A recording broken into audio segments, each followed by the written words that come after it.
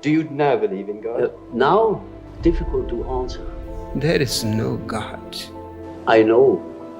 I don't need to believe. I know.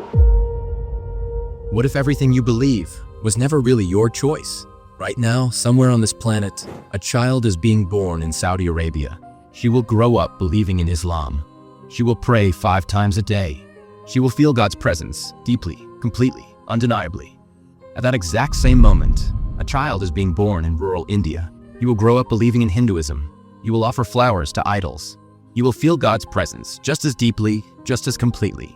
And at that same moment, a child is born in Mississippi. He will grow up Christian. He will kneel before the cross and feel that same undeniable truth.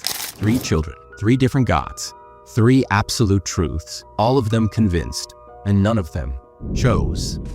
If you were born somewhere else, would your God look the same? If you were raised in a different culture, would your rituals feel just as sacred? We call it faith. But is it faith or is it geography? The most powerful belief in your life was given to you. Before you could even question it, there's something both science and religion agree on. Humans are afraid of death, afraid of meaninglessness, afraid of nothingness. Imagine truly knowing that when you die, there is nothing, no light, no reunion, no justice, just silence. Could you live with that? Most people can't, and that's not weakness. That's being human. The mind cannot accept randomness. It cannot accept suffering without reason. It cannot accept a universe that doesn't care.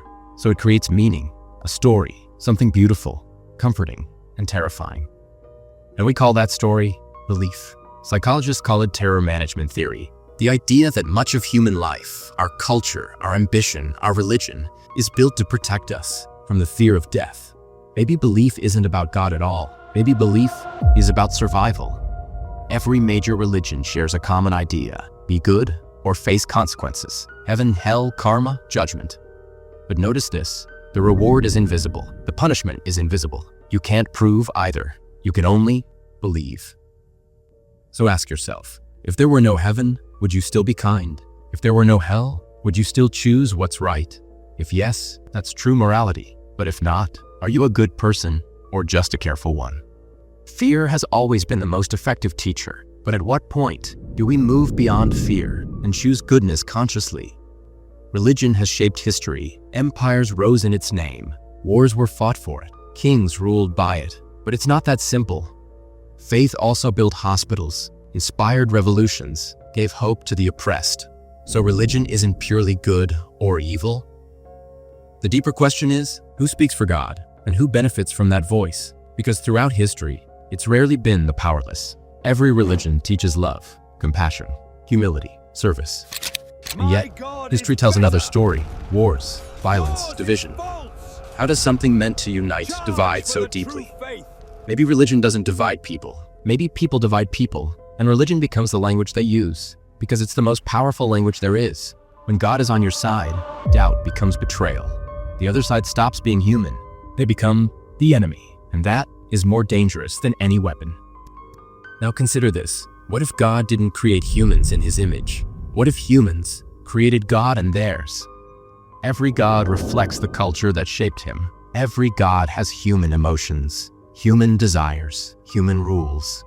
And every God looks strikingly like the people who believe in him. Is that coincidence or something deeper?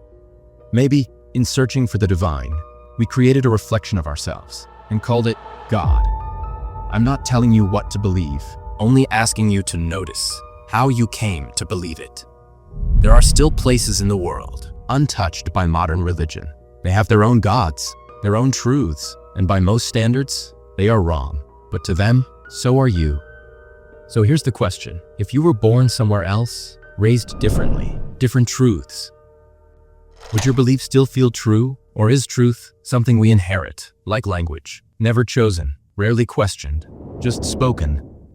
The unexamined belief is not worth believing.